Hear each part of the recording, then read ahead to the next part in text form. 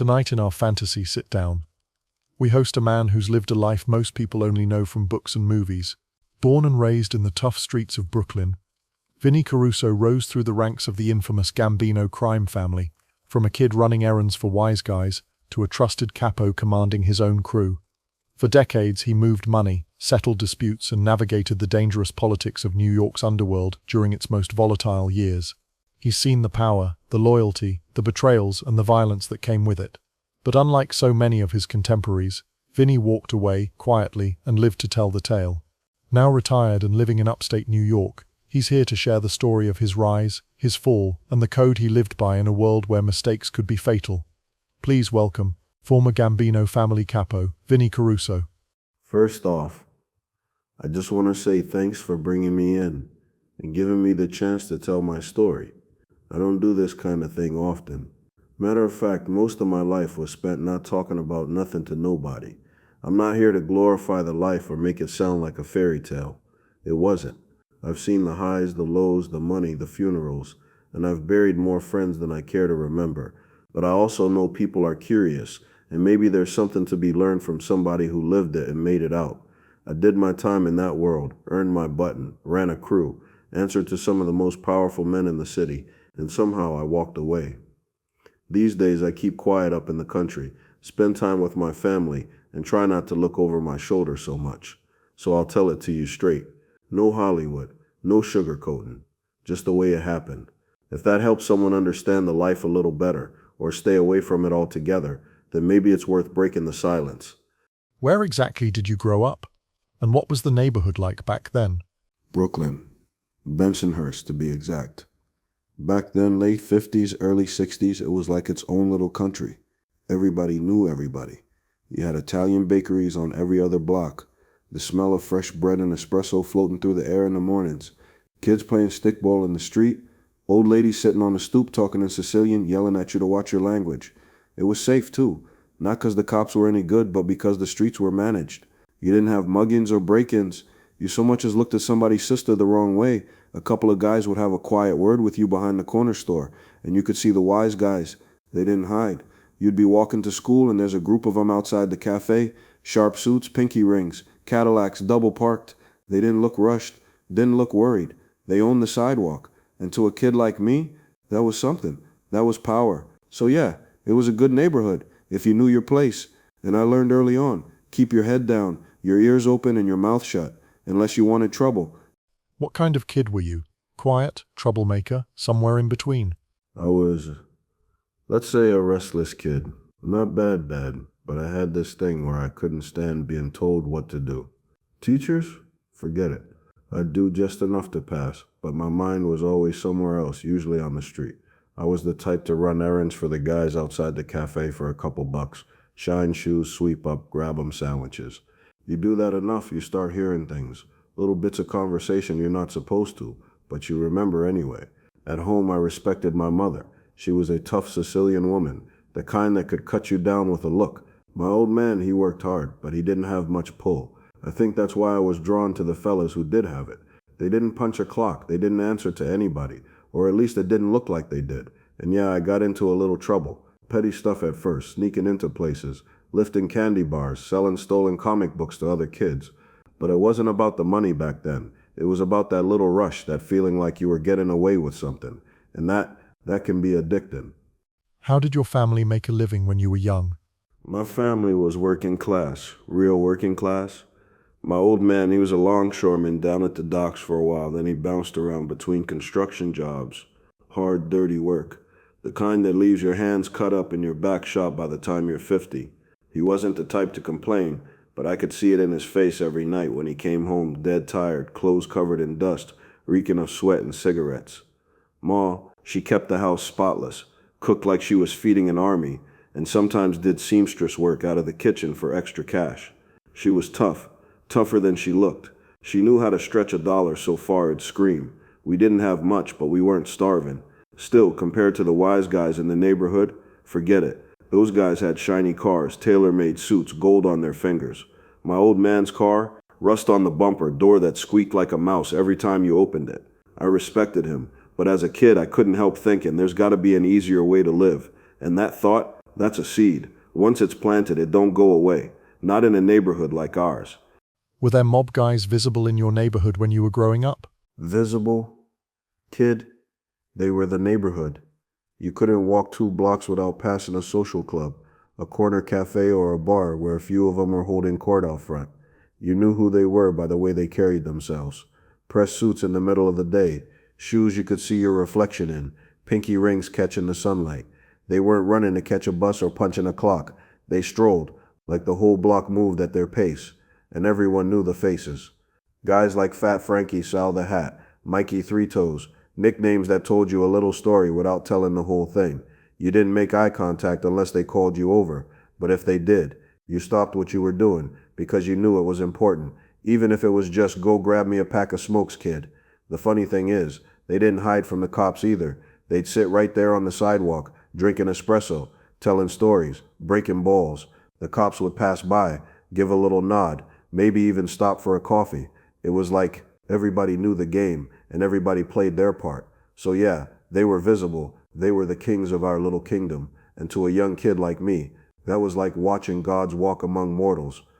What was your first memory of seeing real mob life up close? My first real memory of seeing mob life up close, I was maybe 10, 11 years old. Summer night, humidity so thick you could chew it. I'm standing outside Angelo's cafe with a couple of the neighborhood kids, just killing time. Then this big black Cadillac Eldorado pulls up, white wall tires, chrome shining under the street light. Out steps Johnny Rizzo. He was a made guy, sharp dresser, hair slicked back like glass. He's got 2 other guys with him, both looking around like they're scanning for trouble.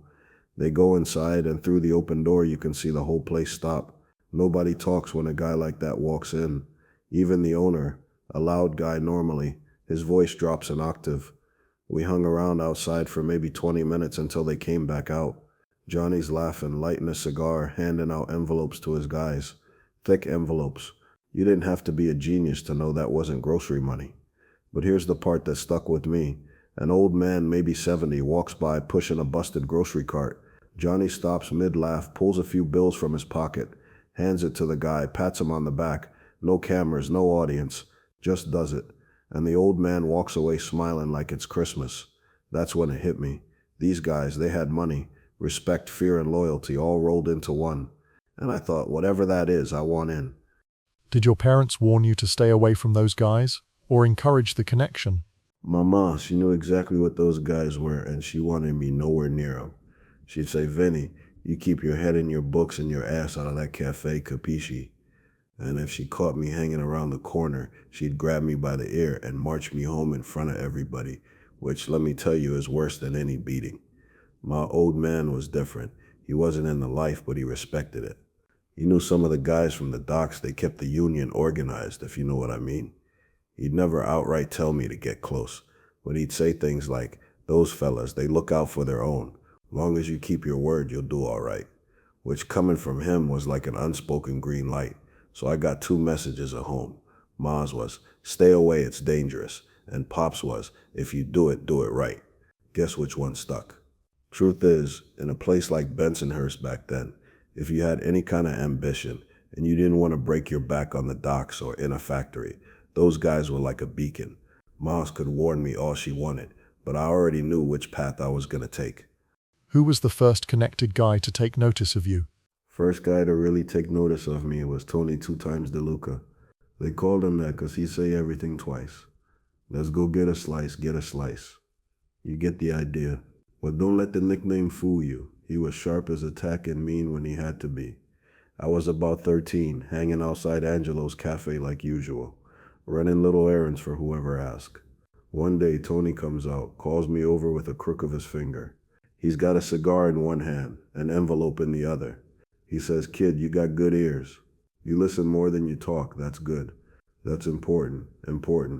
Then he gives me $5, which back then was like someone handing you a brick of gold, and tells me to go down the street to Dom's Bakery, pick up a box, and don't look inside.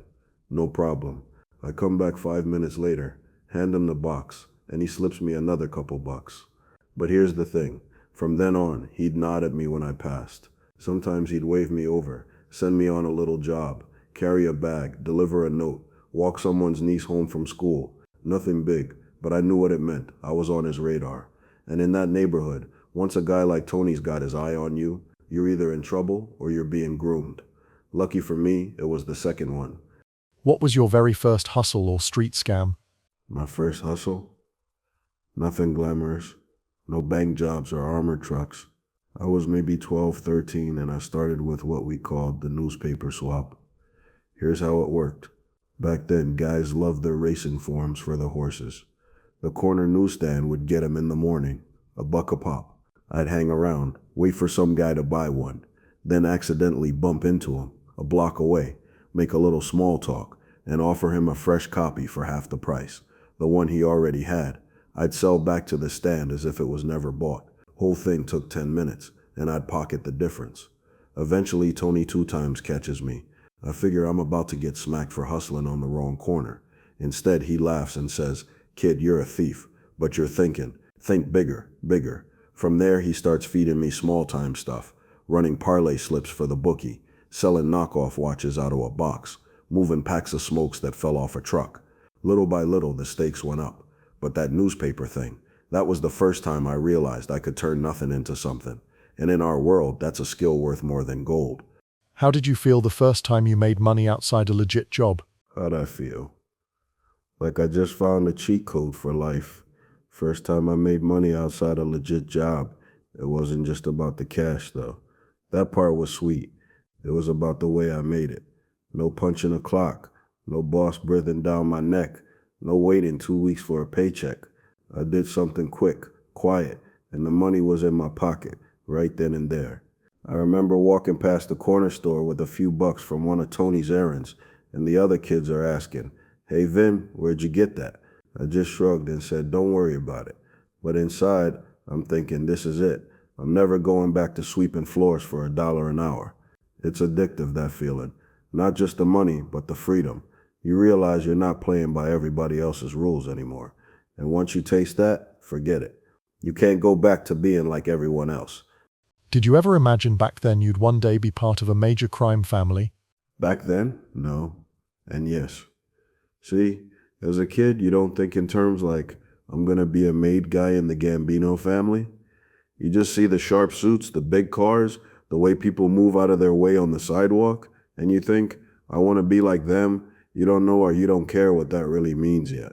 When I was running errands for Tony 2 times, I figured maybe I'd get a good job working around the club, maybe have a little action in a card game, enough to keep money in my pocket and respect on the street.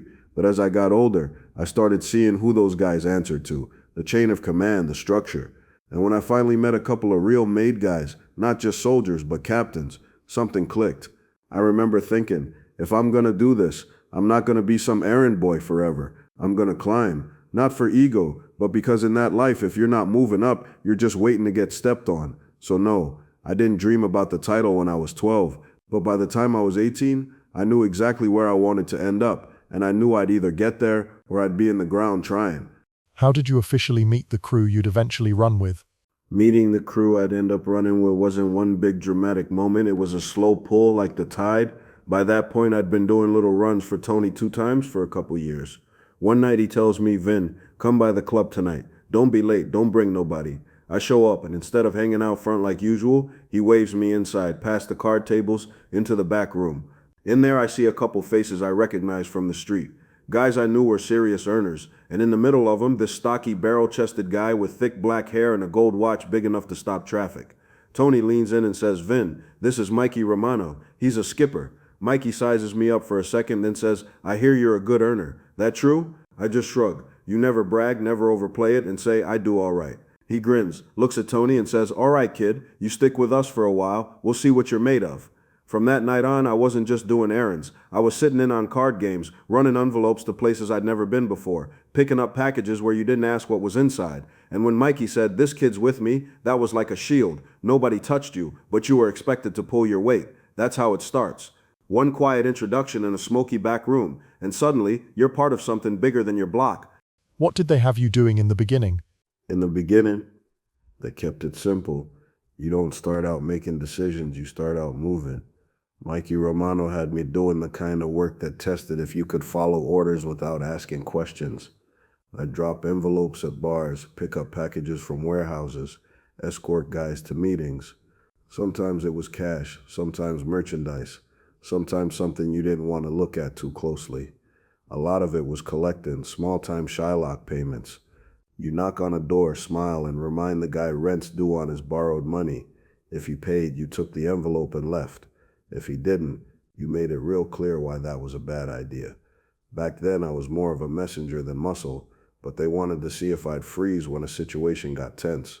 They also had me working the clubs on weekends, taking cash at the door, keeping drunks in line, making sure certain people didn't have to wait for a table, and always keeping my ears open. Mikey used to tell me, a good ear is worth more than a strong arm, kid. I was basically the kid in the crew's shadow, not important enough to be a target, but close enough to learn how the machine ran. And trust me, I was paying attention to every gear. Did they test your loyalty early on? Oh yeah, they tested me. Everybody gets tested. That's how they figure out if you're just a kid hanging around for easy money, or if you got the backbone to be trusted. One of the first tests was real simple, but it told them a lot. Mikey hands me an envelope, thick, maybe $5,000 in it, and tells me, bring this to Louis at the pool hall. Don't count it. Don't peek. Just get it there. Now $5,000 to a 19-year-old in the late 70s, that's a small fortune. Most guys would at least think about skimming. I didn't. I walked it over, handed it to Louis. He counted it in front of me, and then he says, good, you passed. That's when I knew it was a setup. A couple weeks later came the real test. Mikey sends me to collect from a guy who's 2 weeks late on a payment. I go over, knock on the door, and the guy tries to tell me he doesn't have it, that he needs more time. I knew right there if I walked away empty-handed, I'd look weak. So I told him, then I'm taking something else. Ended up walking out with his watch and a piece of stereo equipment. Wasn't about the value, it was about sending a message. Mikey heard the story later and just nodded. Didn't say good job, didn't give me a bonus, just a nod. In our world, that nod meant everything. From then on, they knew I'd follow orders. I wouldn't steal from the crew, and I wouldn't freeze when it got uncomfortable. That's all they needed to keep bringing me in closer. What was the first job that made you feel like you belonged? The first job that really made me feel like I belonged was a card game protection run in the basement of a bar on 18th Avenue. It wasn't just me showing up to carry coffee or take coats. Mikey himself brought me. That meant something. The room was thick with cigar smoke. Guys in tailored suits sitting at green felt tables, chips stacked high, cash in neat piles. There was a couple $100,000 moving around that room easy. My job, simple on paper. Stand at the door with another guy, Frankie B, and make sure nobody came in who wasn't supposed to. In reality, you're watching everything. Who's winning, who's losing too much, who's getting antsy. Halfway through the night, some drunk stumbles down the stairs, swearing he's got a seat in the game. Frankie tells him to beat it, but the guy gets loud. This is one of those moments. You either handle it right or you make the crew look bad. I stepped in, got right up in his face, and said, this ain't your table. Go upstairs before you get hurt. He took one look in my eyes and decided upstairs was a good idea. After the game wrapped, Mikey handed me an envelope. Said, you did good tonight, kid. You made the right call. That was the first time I felt like more than an errand boy. I'd protected something that mattered. Not just the money, but the respect of the table. That was the night I knew I wasn't just hanging around anymore. I was in the mix. Were you ever scared at the start, or just excited? Scared? Yeah, but I'd never admit it back then. You can't. Fear's like blood in the water. Once people smell it, you're done. The first few times I walked into a back room with serious guys, my stomach was tight, palms a little sweaty. You're thinking, what if I screw up? What if I say something stupid? What if I don't come out? But you bury it. You keep your shoulders straight, your voice steady, your eyes sharp. Excitement was there too, a lot of it. Every time Mikey called me in on something, it was like being picked for the starting lineup. You're getting closer to the inner circle, making real money, seeing the machine work from the inside. That's a rush no regular job can give you. Thing is, fear and excitement aren't opposites in that life. They're partners. The fear keeps you alert. The excitement keeps you hooked. And if I'm honest, by the time I was deep in it, I didn't even know which one I was running on more. I just knew I didn't want to go back to being a nobody. How did you first get introduced to your captain? My first sit down with my captain, the guy who would eventually bring me in, Happened because Mikey Romano decided I was ready to be seen. In our world, that's a big deal. You don't just wander into a captain's orbit. You're presented. One night, Mikey tells me, wear something decent tonight, kid. We're going uptown. No details. We drive to this private club in Little Italy. Not one of those public social spots, but a members-only joint with frosted windows and no sign out front. Inside, it's low light, leather chairs, thick carpet. The kind of place where the waiters already know what you drink before you ask. We walk in, and there he is, Paulie Mancuso. Sharp gray suit, hair perfect, eyes like he could see right through you. I'd seen him from a distance before, but this was face to face.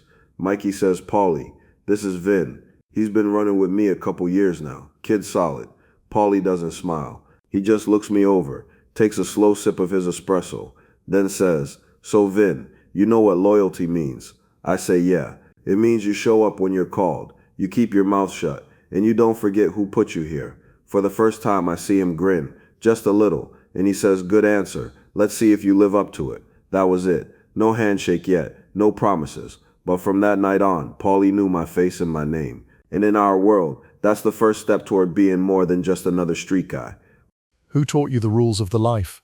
The rules, those came straight from Mikey Romano, my skipper, and reinforced by Paulie once I was under his wing.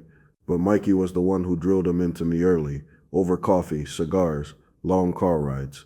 First thing he ever told me about the life was, this thing of ours, it ain't about being the toughest guy in the room. It's about being the most reliable. That stuck. The basics were the same ones every guy got taught. Never talk to law enforcement. Doesn't matter if it's your own brother on the other side of the table. You don't give him nothing. Respect the chain of command. You answer to your captain. He answers to his boss. You don't go over heads unless you want to lose yours. No messing with another guy's wife or daughter. That's a death wish. Never steal from the family. You rob from outsiders all you want, but you skim off our own. You won't live to enjoy it. Always back your brother in public. If you got a problem with him, you settle it behind closed doors. And then there were the unspoken ones, like knowing when to keep your mouth shut even among your own guys, or never making a guy look weak in front of outsiders. Mikey used to say, the rules ain't here to keep you out of trouble, kid. They're here to make sure the trouble don't come from inside. And in our life, that's where most of it comes from, if you ain't careful. Did you have to prove yourself through violence early? Yeah, sooner or later, you gotta show you're capable. Nobody gets their button just for running errands and collecting envelopes. For me, it wasn't a random street fight. It was a job. One night, Mikey pulls me aside and says, Vin, you're coming with us tonight. Keep your mouth shut till I tell you otherwise. We drive out to this little industrial area in Red Hook. Dead quiet, just the sound of the water slapping the docks. There's a guy waiting in a parked car, an earner who'd been skimming, not kicking up what he owed. We pull up alongside him. Mikey says, get out. The guy tries to talk his way out of it, swearing it's a misunderstanding. Mikey just nods to me.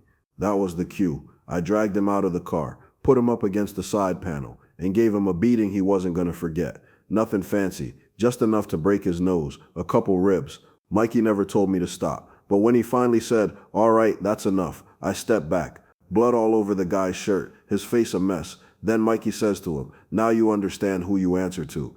And to me, he says, good, you didn't hesitate. That was the test. They had to know that when the time came, I wouldn't freeze, and I wouldn't half-step it. It ain't something you're proud of. Not really, but in that world, it's your resume. Without it, you're just another kid hanging around the club. How did you balance a normal life with mob work back then? Balancing a normal life with mob work? You don't, not really. You just make it look like you do. Back then, I was in my early 20s. I had a girlfriend. Eventually a wife, a small apartment. To her family, I was working construction and doing a little business on the side. They didn't ask questions. I didn't offer answers. The trick was keeping the two worlds separate. I never brought work talk home, not even in whispers. If I had to meet somebody or make a collection, I'd say I was out with the guys. That was true, just not the whole truth. But it's not perfect. You start coming home late, dress shoes scuffed, maybe a knuckle split open, and you get those looks. Sometimes she'd ask, what happened? I'd say nothing. Job site accident. She knew better, but she also knew not to push. Family birthdays, weddings, holidays. I made those when I could. If the crew called, though, You went no matter what. And if you missed something important at home, you made it up with gifts, vacations, whatever it took. But deep down, you're never fully in both worlds. You're always thinking about the next call, the next sit down, the next problem. The normal life is a front you put on for the people you care about. But the life, that's the one that owns you. What was your first big payday in the mob? My first big payday? That was off a truck job in 1978. We had a guy at the docks, a longshoreman, who knew the schedule like the back of his hand. One night he tips us off that a container coming in from Italy is loaded with high-end stereo equipment, all the new stuff that was impossible to get in the stores. Mikey puts together a crew, me, Frankie B, and two other guys. We go down there late at night, right before the morning shift. Our guy at the gate waves us through like we're supposed to be there. We open the container, and sure enough, it's stacked to the ceiling with Pioneer receivers, Technics turntables, speakers still in their crates. We load the van, in and out in under 20 minutes. Next day, the gear's moving through a couple of friendly electronic shops and out the back doors of others. By the end of the week, every piece is gone. My cut, $4,500 cash, in one shot. I'd never seen that much money in my hand at once. I remember sitting in my apartment that night, counting it out on the kitchen table, thinking, this is more than my old man makes in 3 months. And that's the danger of it. Once you taste that, you're hooked. You start measuring everything else in life against that rush, and nothing comes close. How did you hear you were being considered to be made? You never get a formal letter saying, congratulations, you're being considered. It's subtle little signs, small changes in the way you're treated. For me, it started with Paulie Mancuso, my captain, including me in conversations I had no business hearing. Stuff about sit-downs with other crews, disputes over territories, talks about who's kicking up and who's light. That's not small-time chatter. That's family business. Then there was the work. Suddenly, I wasn't just running collections or standing at doors. I was holding meetings with guys who owed, giving orders to soldiers younger than me. My envelopes were heavier, and nobody questioned why. The moment I knew for sure something was in motion was when Mikey Romano pulled me aside after a card game one night. He says, Vin, you've been doing good, real good. Keep your nose clean the next couple months. Don't get jammed up with the cops. And well, good things might happen. Then he gives me that little smile of his and walks away. That's as close as you'll ever get to a confirmation in this life. They don't tell you you're getting made until the night of bows. But when your captain starts trusting you with things that could get him buried if they got out, you know the gears are turning. Was there a specific job or moment that sealed the deal? Yeah, there was one. It wasn't the biggest score I ever had, but it was the kind of thing where you either prove you're ready or you prove you're not. One of our Shylock customers, a nightclub owner named Richie, decided he was going to get cute. He owed 25 grand, and instead of paying, he figured he'd stall us until he could move some money around. Trouble was, he was also paying a crew from the Genovese family for security. That meant he was playing both sides, and sooner or later, someone was going to take it personal. Paulie calls me in, just me and him. He says, Vin, you handle this, quiet, no headlines, and don't let it bounce back to us. That's not the kind of order you give a kid unless you're testing him. I went to Richie's club early before the crowd, sat at the bar like I was just there for a drink. When he came over smiling like we were old friends, I told him straight, you're paying us, and you're paying them. That stops tonight. You choose who you're with. He tried laughing it off, saying it was a misunderstanding. I leaned in and said, Richie, misunderstandings get people found in the trunk. By the end of that conversation, he was sweating through his shirt, and I walked out with the first payment in cash. Next week, the rest came in, all to us. Word got back to Paulie that I'd handled it without a fistfight, without a bullet, and without the Genovese knocking on our door. A week later, Mikey says to me over coffee, you did good with Richie. That's the kind of thing they remember when it's time to talk about you. And I knew right there that job was my ticket to the table. What went through your head the day you got called to the club for the ceremony? The day I got the call, it's hard to explain. You know it's coming eventually if you've been doing the right things, but when it actually happens, it hits different. It was a Tuesday afternoon. I'm home sitting at the kitchen table, going through some envelopes from the week before. Phone rings. No caller ID back then, just the sound of the rotary dial on the other end when I picked up. It's Mikey Romano. All he says is, Vin, be at the club tonight, 8 o'clock sharp. Wear a suit. Come alone. Click. Now, he didn't say what it was for, but I'd been around long enough to know. They don't give instructions like that unless it's something big. My first thought was, this is it. My second thought, don't screw it up. The hours between that call and 8 o'clock felt like a week. I shaved twice just to keep my hands busy. pressed my best Navy suit, shined my shoes until I could see my face in them. Had dinner with my wife like it was any other night. Didn't say a word about where I was going. Couldn't. When I got to the club, the air felt heavier. The usual noise from the card tables was toned down. A couple of guys gave me that little nod, the kind where they know something you don't say out loud. Mikey was waiting at the bar. He didn't smile, just said, "You ready?" And I said, "Yeah." But inside, my heart was beating like a drum in a parade. That's the last moment you're just a guy in the life. After that night, you're in it forever. Can you walk me through the initiation night in detail? That night, it's burned into my head like it happened yesterday. Mikey leads me past the card tables, through a narrow hallway, into the back room of the club. The blinds are shut, a single lamp hanging over the table. 5 guys are there. Paulie Mancuso, 2 other captains, the underboss, and the consigliere, heavy hitters. The kind of room you don't walk into unless you're supposed to be there. On the table is a small picture of a saint, a candle, and a knife. There's also a little saucer. I'd later find out it was to catch the ashes. Paulie steps forward.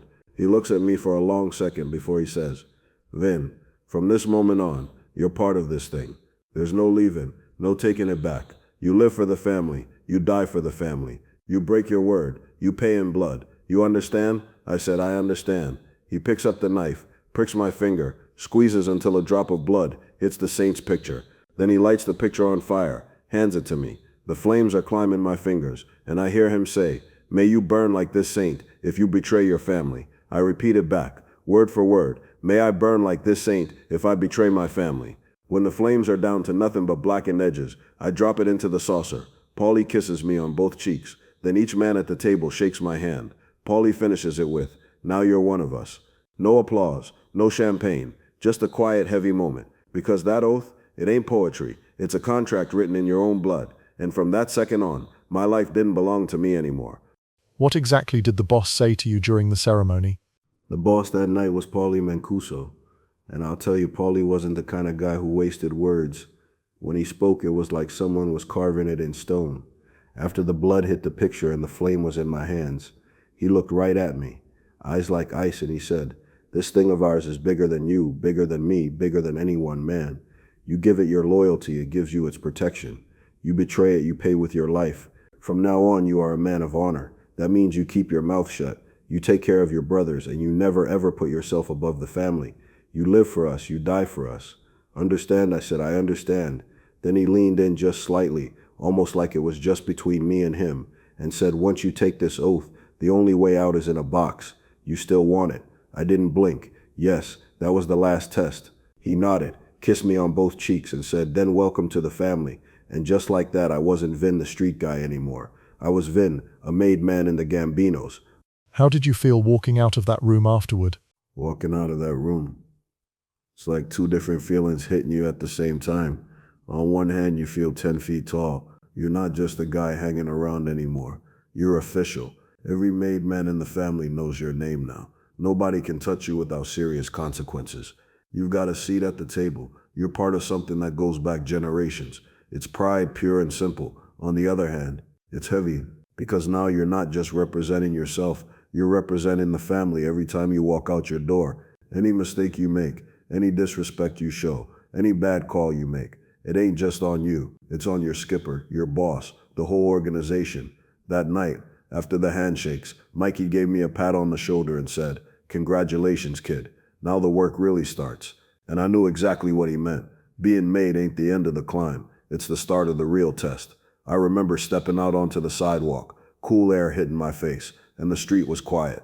I lit a cigarette, took a drag, and thought, all right, no turning back now. And I was right. There wasn't. How did your responsibilities change immediately after being made? Once you're made, your responsibilities change overnight. Literally. Before I was taking orders from Mikey, maybe Paulie, if something big came up. After that night, I wasn't just carrying messages or collecting envelopes. I was giving the orders to the guys who used to be right beside me on the street. That meant running my own little crew under Mikey's flag. 3-4 guys who answered to me, and through me, to him. I handled our Shylock book, oversaw the card games, and made sure the local businesses were paying on time. If a problem came up, I didn't run to Mikey, I fixed it. Only if it was something real heavy did it go up the ladder. There was also the sit-downs. Once you're made, you're expected to show up. Weddings, funerals, christenings, and those private meetings that happen in the back of a restaurant. You're representing your crew every time you sit at that table. But here's the part most guys don't realize. Being made also meant I was now on the hook for earning more. The envelopes I kicked up had to be fatter. The bosses weren't giving me that position so I could coast. They wanted to see results. Mikey put it plain to me. You wanted the button, you got it. Now prove you deserved it. And in our world, that proof had to come every single week.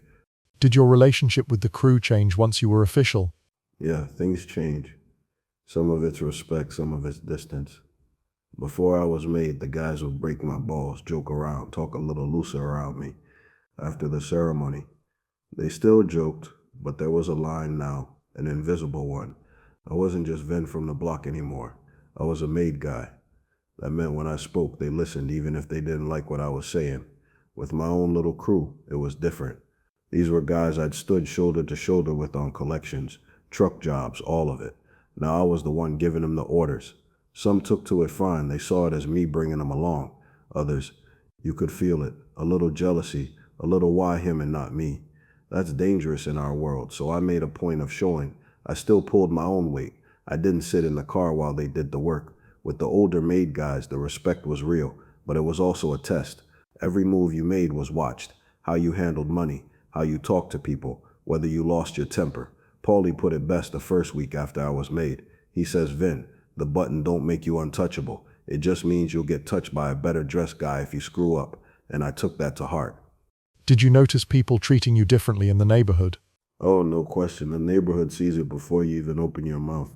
The week after I got my button, it was like somebody flipped a switch. Guys I'd known my whole life were suddenly calling me Mr. Caruso instead of Vinny. Store owners wouldn't let me pay for coffee. Kids who used to give me lip on the corner suddenly found somewhere else to be when I walked by. It's subtle, but you feel it. When you're a made guy, people watch how they talk around you. Conversations stop when you enter a room. Favors get offered before you even ask. Even the cops acted different. They wouldn't hassle me about petty stuff anymore. They knew I wasn't some two-bit punk. If they stopped me at all, it was for show, and it usually ended with a smirk and tell your friends were watching. But here's the thing, that respect, it's a double-edged sword. Every nod, every free espresso, every door held open, it's all built on fear. And fear's a dangerous foundation. It can turn on you overnight if you slip. What was the first order you gave as a made man? My first order as a made man came about a week after the ceremony. We had a guy in the neighborhood, a small-time bookmaker named Eddie, who'd been slow on his payments. Not a bad guy, just one of those fellas who thought the rules bent if you smiled enough. Before I would have gone to Mikey or one of the other made guys and asked what to do. But now, it was on me. So I called in two of my guys, told them, you're going to go see Eddie, you're going to sit down with him, and you're going to leave with what he owes today. If he's short, you take something worth the difference, and you make sure he understands this is the last time we have this conversation. They came back with the full envelope, plus a little extra as an apology fee. Eddie even sent over a bottle of scotch later that night. When I told Mikey what happened, he just gave me a nod and said, that's how you handle your end. Clean, fast, no noise. It wasn't about roughing somebody up. It was about showing I could manage problems without running upstairs for help. That's when I knew I'd crossed the line from taking orders to giving them. What kind of rackets did your crew control? Moving from soldier to capo don't happen overnight, and it don't happen because you asked for it. You get there by making money, keeping your crew in line, and not bringing heat on the family. Simple on paper, not so simple in practice. Couple years after I got my button, I had 4 guys under me, all earners. We were running Shylock books, card games, a little truck work, and I'd built relationships with a few unions that made our construction scams hum like a machine. Every week my envelopes to Mikey were heavy, and that made him look good upstairs. Then Mikey caught a case, stolen property, couple of witnesses who were looking like they might talk. He had to lay low, which left his crew without a day-to-day boss. Paulie pulls me aside and says, Vin, you're going to run this thing while Mikey's on ice. Don't make me regret it. I took the reins, kept the money flowing, handled disputes before they blew up, and made sure everyone knew I was speaking for Mikey, but also for myself. When Mikey's case got tossed a few months later, he came back to find the crew not only intact, but making more than before. A couple months after that, Paulie made it official. From now on, Vin, you're a capo in this family. That was the jump. More responsibility, more money, and a bigger target on my back. Which racket made the most money for you? Yeah, as a couple, my crew had its hands in a lot of pots. The beauty was keeping it diversified so no single bust or slow month could hurt us too bad. First off, Shylock and loan sharking. That was steady, year-round money. We had customers from every walk of life. Bar owners, small contractors, even a couple of legit business guys who couldn't go to a bank for quick cash. Interest was high, payments were on time, or we made sure they were. Then there was the card games, high-stakes poker and gin, sometimes in the back of clubs, sometimes in apartments we rented for the night. That brought in good cash, and it was also a way to keep connected guys and big spenders close to us. We also had union work. A couple guys in my crew were business agents in name only. In reality, they were making sure jobs used our companies for supplies, labor, and security. If you wanted your construction project to run smooth, you made sure we were involved. We did some truck work too, goods that fell off between the warehouse and the store. Electronics, clothing, sometimes liquor. Those jobs came when we had inside info, not every week. And of course, a few legit fronts, a deli, a car service, and a little import-export outfit. Those kept the books looking clean and gave us a place to launder cash when we needed to. The trick was making sure nothing tied directly back to me on paper. If the feds came sniffing, they'd see some small business owner, not a guy pulling strings across half a dozen rackets. How did you keep your guys in line? Out of all the rackets, the one that kept the cash fat and steady was the union work. Shylockin was reliable, yeah. Always somebody who needed a loan, but the real money was in the unions. See, with Shylockin, you're collecting a few grand here, a few grand there. With the unions, you're talking tens of thousands at a time, sometimes more, and it's coming in off the books. We had our hooks in a couple construction locals plus a supply company we recommended to every big project in our territory. Didn't matter if it was a shopping center, a public school, or a luxury high-rise. If it was going up, we were making money on it. The kickbacks, the no-show jobs, the inflated contracts, it all added up fast. Best part, it looked legit on paper. If anyone asked, we were just businessmen providing labor and materials. Meanwhile, the crew was eating off every piece of steel, every pallet of bricks, every man-hour billed to that job. Card games and trucks were nice bonuses, but they were feast or famine. The unions, that was my golden goose. Every time a crane went up in my neighborhood, I knew I'd be collecting before the ribbon was cut. Can you describe a time you had to settle a dispute inside the family? Keeping guys in line? You gotta know which lever to pull. Respect or fear? Lean too hard on one, you lose the other. First thing, I made sure my guys got paid. If the envelopes were fat and on time, there's less reason for anybody to start thinking about cutting corners or skimming. Hungry guys make mistakes. Guys with full pockets work harder. Second, I led from the front. If we had a collection to make or a situation to straighten out, I showed up. Not every time I had to keep some distance as a capo, but enough so they knew I'd get my hands dirty if I had to. You can't be the boss who just sits in the car and barks orders. But there was a line, and everybody knew it. Disrespect, stealing from the crew, talking out of school, that got handled quick. Sometimes it was just a word in private. Other times it was a public reminder, so the rest of the guys didn't get any ideas. Paulie once told me, Vin, a crew's like a family dinner. If one guy's banging his fork on the table, you either feed him or you take away the fork fast. I kept that in mind every day. I was running my crew. How did you handle relationships with other families? Yeah, one that sticks out was a beef between one of my soldiers and a guy from another crew over a card game. My guy Joey swore up and down the other fella stiffed him on a 10 grand marker. The other guy said Joey was trying to collect on a hand that never happened. Problem was, both of them were made guys, different captains, same family. That meant if it got ugly, it wasn't just their problem, it was our problem. Paulie calls me and the other captain in and says, "This ain't going past this room. You two figure it out or I will, and you won't like my way." We sit the two down in the back of a bakery we use for quiet meetings. No yelling, no threats, just facts. I had the dealer from that night come in and tell what he saw. Turned out Joey wasn't lying. The other guy was short, but he was too proud to admit it. So here's how we fixed it. The other guy paid Joey back in 2 installments, plus 5 grand for the insult. In return, Joey shook his hand in front of everybody and called it square. Nobody lost face, money got settled, and the captains walked out knowing we'd kept it in-house. That's how you keep a small spark from burning down the whole building. What was the most dangerous situation you ever faced as a capo? Dealing with other families was all about balance, respect without looking weak, strength without looking like you're starting trouble. New York had 5 families, and in my time we all had our own territories and rackets, but lines overlapped here and there. You step on another crew's toes without talking first, you're asking for a war nobody wants. If something came up, say a truck job where the goods were passing through another family's area, you made a call before you made a move. Sometimes that meant giving them a taste. Sometimes it meant staying out altogether. Better to lose a score than start a beef that lasts years.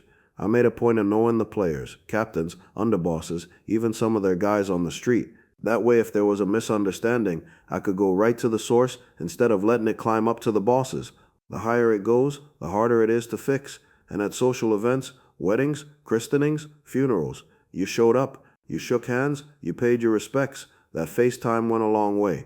Paulie once told me, Vin, the life's a chessboard. The other families ain't enemies. They're just playing their own game.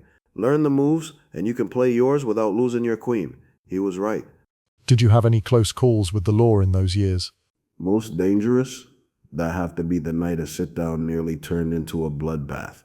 It was '84, and one of my guys had robbed a card game, run by a crew from the Lucchese family. He swore he didn't know it was their game. I believed him, but that didn't matter. In this life, I didn't know. Don't pay the debt. The Lucchese Capo calls for a meeting.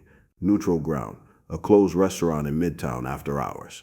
Me, two of my guys, and our skipper Paulie on one side of the table, him and his crew on the other. It starts polite, coffee, small talk, but as soon as the subject comes up, the temperature in the room spikes. They wanted blood. Paulie wanted to make it right with money, but the Lucchese Capo leans in and says money don't mean nothing if we let you disrespect us.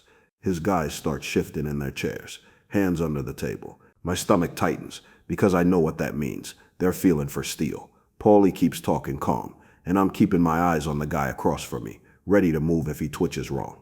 It felt like hours, but finally, the capo agrees to take a fat envelope, plus a piece of action in one of our union jobs for a few months. We walked out slow, eyes in the back of our heads the whole way. That night taught me something. The most dangerous situations in this life ain't the ones with bullets flying. It's the ones where everyone's thinking about pulling the trigger, but nobody's done it yet. How did you deal with informants or suspected rats? Yeah, I had a few, but one in particular almost put me away for a long stretch. It was '85, and we just moved a load of stolen electronics, high-end TVs, stereos, VCRs off a truck in Jersey. Everything went smooth, or so we thought. 2 weeks later, I get a knock at my apartment. It's not the friendly kind. NYPD detectives, plain clothes, badges out. They say they want to talk. Next thing I know, I'm in a small room downtown, and they've got photos. Grainy, but enough to show me, and one of my guys moving boxes from the truck. They start with the usual. Vin, you're looking at 5 to 10, unless you help yourself. I just stare at the wall and let them talk. Hours later, they bring in a federal agent. That's when you know it's serious. He tells me they've got a witness ready to testify. Now in that moment, you think about your options. But in our world, there's really only one. Keep your mouth shut. My lawyer gets me out on bail, and we start poking around. Turns out their witness was a guy who'd done business with us before, but he got jammed up on his own case. Word must have reached him that keeping quiet was healthier. A month later, he disappears. Nobody ever saw him again. The case fell apart. That was close enough for me to tighten up how I moved. From then on, I was careful where I stood, who I spoke to, and how many hands the goods passed through before they got to me. Was there ever a time you had to give an order you didn't want to give? Rats were cancer in our world. You didn't ignore it. You didn't let it spread. You cut it out fast. The first step was always quiet. If we suspected somebody was talking to the cops or the feds, you didn't confront them in the open. You watched. You listened. You checked who they were meeting, where they were going, and if their story about something lined up. A lot of times it wasn't what they said. It was how careful they suddenly got about saying anything at all. If there was enough to make the hair on your neck stand up, you took it upstairs. A capo don't greenlight something like that on his own. It went to the skipper, maybe even higher, because if you're wrong, you just buried an innocent man and started a war inside the family. If it got confirmed, that was it. No second chances. Sometimes it was a quick meet in a car that never made it to the next block. Other times the guy just disappeared. No body, no funeral, just gone. The less said the better. Paulie used to tell me, Vin, in this life you can be greedy, you can be lazy, but you can't be a rat. That's the one sin we don't forgive. And he wasn't kidding. I didn't like that part of the life, but I understood it. Rats don't just put themselves in danger, they put everybody in danger. Trontebex, and when did you first start thinking about leaving the life? Yeah, and those are the ones that stick with you. There was a guy in my crew, Tommy. I'd known him since we were teenagers. We came up together, ran small jobs before either of us was even connected. He was like a younger brother to me, but over time he started making mistakes, skimming from collections, blowing money on drugs, showing up late for work. I covered for him more than once. Then one day Paulie calls me in, says, Vin, your boy's been talking to people he shouldn't be talking to. I ask if he's sure. He says I wouldn't be saying it if I wasn't sure. In our world, that's the end of the discussion. Whether he was talking for money, out of fear, or just running his mouth, it didn't matter. The damage was the same, and as his capo, it was my responsibility to clean it up. I set it up like a routine meet, about a Shylock account. We're walking down by the docks, nobody around but the water and the gulls. He's telling me he's going to do better, that he just needs one more chance. I stop, light a cigarette, and say, I know, kid, I know. Then I gave the nod to the guy behind him. It was quick, no drama, no speeches. You don't sleep easy after something like that. But in that life, you don't get to choose the rules. You just live by them. And sometimes, living by them means giving an order you'd give anything not to. Was there one moment that made you decide it was time to quit? I'd say the first real thought of leaving crept in around the late 80s. The money was still good, my crew was strong, but things were changing. Guys I'd known for years were disappearing. Some to prison, some, well, not to prison. The feds weren't just sniffing around anymore. They were planting themselves right in the middle of our business. New laws, RICO cases, wiretaps. It wasn't the same game I'd walked into. Then there were the rats. In the old days, if you had a problem in the family, you handled it quiet. By then, guys were turning on each other left and right, cutting deals to save their own skin. It made you start wondering who you could really trust. The moment that really got to me was at a christening, a friend's kid. I'm standing there holding a glass of wine, looking around at all the guys in suits, the wives laughing, the kids running around. And I thought, half the men in this room won't be here in 5 years. Not because they'd move away, but because they'd either be doing time or be dead. That stuck with me. Once that thought's in your head, it don't go away. You can ignore it for a while, but it's always there, whispering that maybe it's time to find a way out before the walls close in. How much pressure were you under from law enforcement by the end? Yeah, there was one night that sealed it for me. It was '89, late summer. One of our guys, Jimmy D, had been called in for a sit-down with some higher-ups. He'd been acting nervous for weeks, making excuses, ducking certain meetings. I'd defended him more than once, told Paulie maybe he was just under pressure. That night, Jimmy never made it home. Word came back he'd been talking to the feds about a hijacking we'd done 2 years earlier. They found his car at the end of a pier in Red Hook, driver's door open, keys still in the ignition. Jimmy wasn't in it. I remember standing there looking at that empty car and thinking, that could be me. Not because I'd ever talk, I wouldn't, but because in this life the truth doesn't matter as much as the perception. All it takes is someone convincing the wrong guy that you're a liability, and you end up like Jimmy. On the ride back, I didn't say a word, just stared out the window and thought about my wife, my kids, and whether I wanted them standing over my grave before they were grown. By the time we hit the bridge, I knew I was going to start putting things in place to walk away, quiet, slow, without letting anybody see me slipping out the door. How did the commission trials in the 1980s affect your decision? By the late 80s, early 90s, the pressure from law enforcement was constant. We weren't just dealing with the local cops anymore. It was the FBI, the DEA, ATF, IRS, all working together. They had whole task forces whose only job was to take apart guys like me, piece by piece. It used to be you'd see a couple of detectives sitting in a car down the block, maybe a tail here and there. By the end, they were everywhere. Unmarked vans with tinted windows parked outside the club. Guys with long lenses in apartment windows across the street. We started finding bugs in phones and cars, even in lamps inside the social club. Every time I left my house, I assumed somebody was watching. Every time I talked to someone in the crew, I assumed there was a mic somewhere. You start talking in circles, using hand signals, meeting in parks, just to try and get some privacy. But deep down, you know there's no real privacy anymore. And the thing about that kind of pressure, it wears you down. It makes guys sloppy, it makes them paranoid. That's when mistakes happen. And in our world, Mistakes can mean prison or a hole in the ground. By then, it wasn't a question of if they were coming for me, it was when. And that's a hell of a way to live. Did you see friends or crew members flip to the government? The commission trials, they changed everything. Up until then, a lot of guys, even the bosses, thought they were untouchable. Sure, you could get pinched on a single case, maybe do a few years, but the idea of the government taking down the whole leadership, that was unheard of. Then 85 comes around, and Giuliani puts half the heads of the 5 families on trial all at once. And they weren't just hitting them with single charges, they were using RICO, building cases off decades of activity. You're watching bosses under bosses, consiglières, guys who had been legends to us, standing in a courtroom looking like they'd already been buried when those guilty verdicts came down in 86. You could feel the fear ripple through the street. If they could lock up the commission, what chance did the rest of us have? Suddenly, the rules were different. A conversation from 10 years ago could come back to hang you. A single rat could sink 20 guys. For me, it was another crack in the foundation. I realized it didn't matter how careful I was or how much I earned. The game itself had changed. And the new rules, they weren't written for us to win. How did you plan your exit without raising suspicion? Yeah, I saw more than I ever thought I would.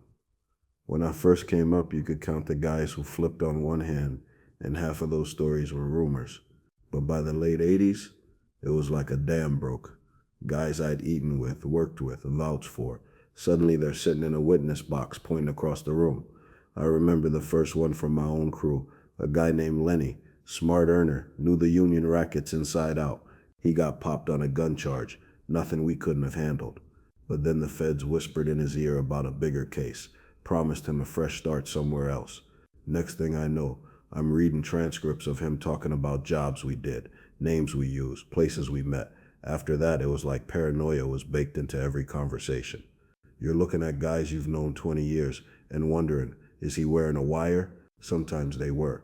The thing that ate at me most wasn't just the betrayal. It was realizing the code we swore to was getting weaker. The old-timers would rather do life than talk. The newer guys, they'd sell out the whole table if it shaved a few years off their sentence. That's when I knew the life I joined wasn't the life I was in anymore. Did you have to get permission from higher-ups to leave? Getting out ain't like quitting a job. You don't hand in a notice and clean out your locker. If a made guy just disappears from the street, people get curious, and curious in our world can mean deadly. I knew if I was going to walk, it had to look like I was still in the game, just maybe not as active. So I started slow. First, I cut down my exposure. Fewer sit-downs, less hands-on work. I put my guys in positions to handle more of the day-to-day so it looked like I was promoting from within, not stepping back. Then I started shifting money. Bought some property upstate under my wife's maiden name. Invested in a couple of legit businesses that didn't smell like the street. Always on the books, always tax paid. The kind of thing the IRS would look at and yawn. I also made sure my envelopes to Paulie stayed fat. Even if I was earning less from the street, I kept his end the same. That way, he had no reason to question my pace. And when I finally did tell him I was thinking about spending more time with the family, meaning my wife and kids, I framed it as a health thing.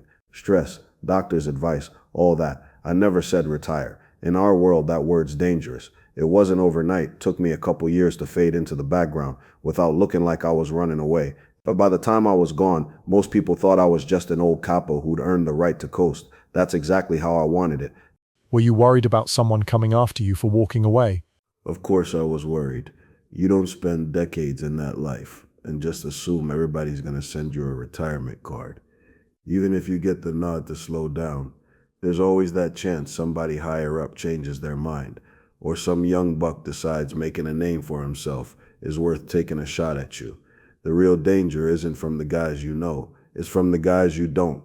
A new face in the crew, somebody from another borough who hears a half story about you walking away.